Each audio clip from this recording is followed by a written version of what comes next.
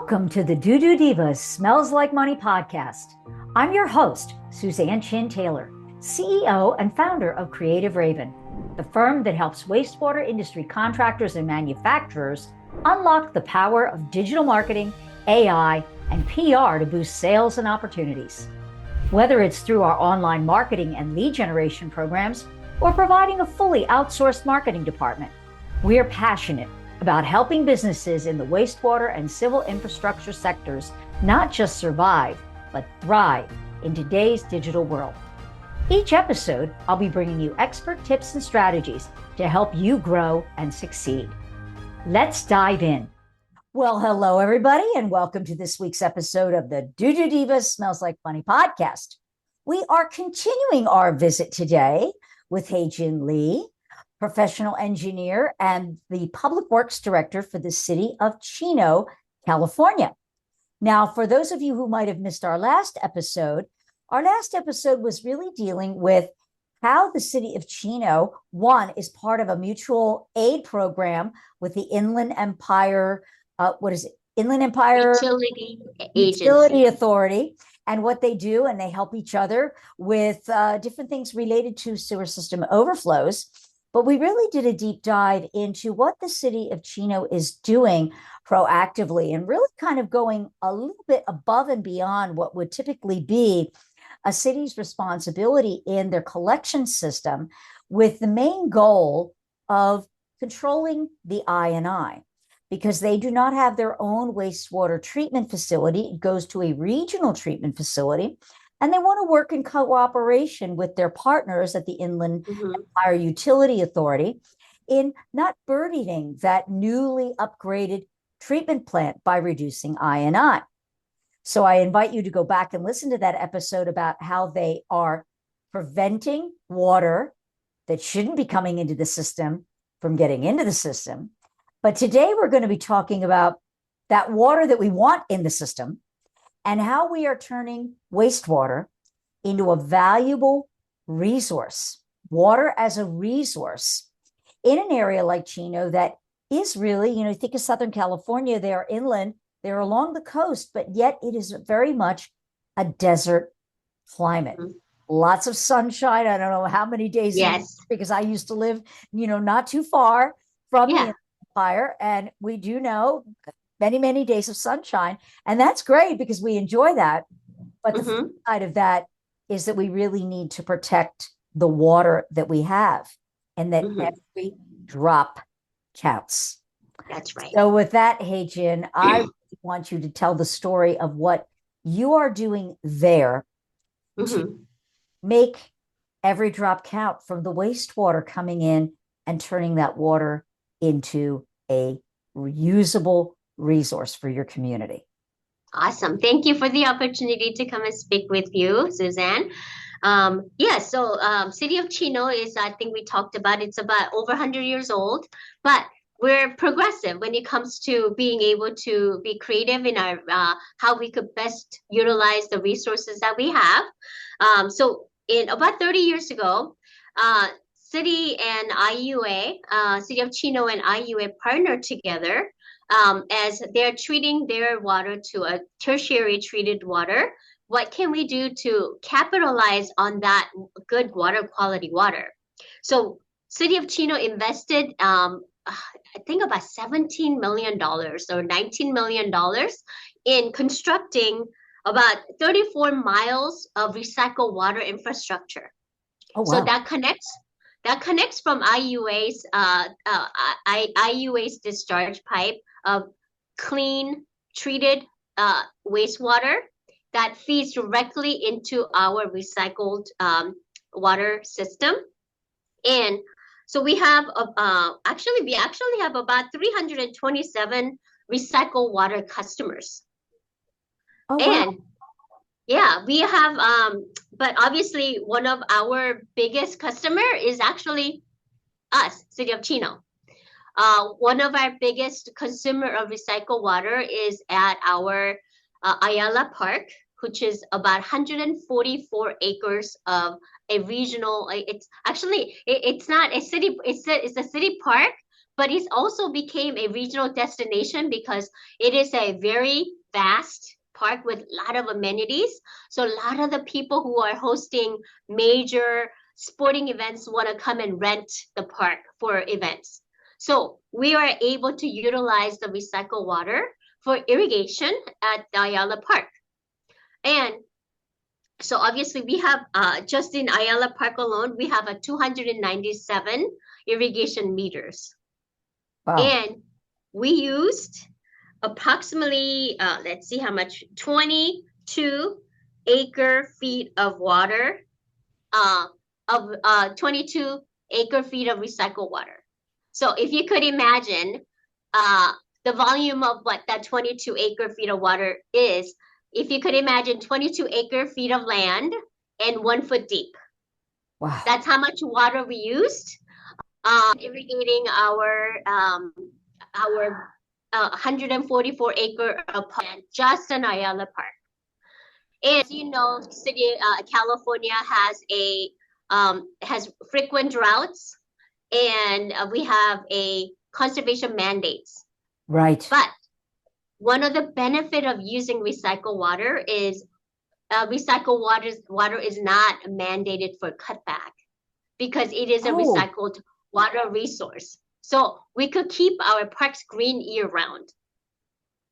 That's a really nice feature that you don't have to go Yes. to xeriscaping because you're able to do the water. I know about the water mandates that Yes. people are going to be, they're really encouraging. As a former resident in the Palm Springs area, the water district was actually offering rebates, or they were giving, I think like it was $500, $800 if you would convert your lawn from grass over to xeriscape and put in water-wise desert plants. That's right. Serve water. Yeah. But we want to make sure our parks remain an active park with lots of green grass for our children to play and for sporting activities. So we want to make sure we keep our park green. And it's really an asset for the region because we host so many events at Ayala Park. I think even today we have an event there. And I mean, 4th of July, we host our fireworks there. Right. It is definitely a regional benefit for not only our residents, but also people from other cities and region come and host their sporting events there. Well, you were mentioning the recycled water, you being the biggest customer, but who are some of the other customers that are benefiting from this that's basically helping the community at large environmentally? Yeah, so some of our customers are actually some of our fire hydrants also have a connection. And we also have 11 agricultural customers. Oh, okay. Yeah, City of Chino used to be largely a dairy and agricultural city. And we have an opportunity to continue that. I mean, it's starting to decrease quite a bit. But we still have 11 agricultural customers utilizing our recycled water. And we also have a partnership with, I think I talked about Chino Basin Water Master. Every ag customer that uses the water, we actually get to convert that into drinking water credit. How does that work? What do you mean by that? So what that means is every acre feet of water our agricultural customers use, we actually get to bank that into a drinking water bank that we could actually pump and serve our customers as a potable use. Oh, interesting. So does that help with you meeting those mandates then that are there for the water? No, it's in a way? No, not necessarily. It's what it's doing is the city of Chino has a sustainable water assets or drinking water resources to be able to serve our customers. As you know, Chino is in this region, we are considered an adjudicated basin. So we have certain allocation of how much water we could pump from our groundwater. So that just means that we're able to grow our drinking water bank. Ah, I see. So it's giving you a little more power by being able to take this. Now, some people, when they think about, oh, taking that wastewater and turning it into irrigation, or, I hate to say, but there's that ick factor. Like, Hmm. oh God, well, does that mean that my Yeah. kid is rolling around on a lawn that's irrigated with, you get where I'm going with Yes. this.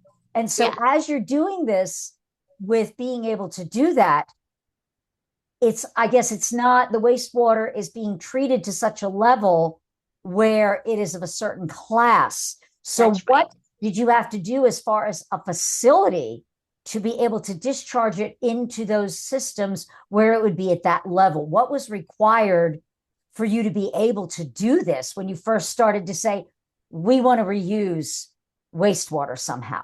Yeah. So again, IEUA, Inland Empire Utility Authority, is our regional partner in treating our wastewater, and they treat it to what we call it a tertiary Right. level treatment. It's not first, second, it's actually treated like three times. And Okay. they do it, yeah, and they're also in the process of doing advanced treatment. So that's coming, they're in the process of designing for that. So obviously in the next about 5 to 10 years, the recycled water will even be cleaner.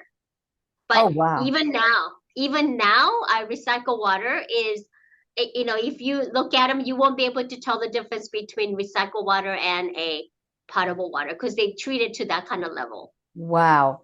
Now, with all the lines that you had going out for the recycled water, are there plans to expand that system at all so you can do even more with that recycled water and take it further afield?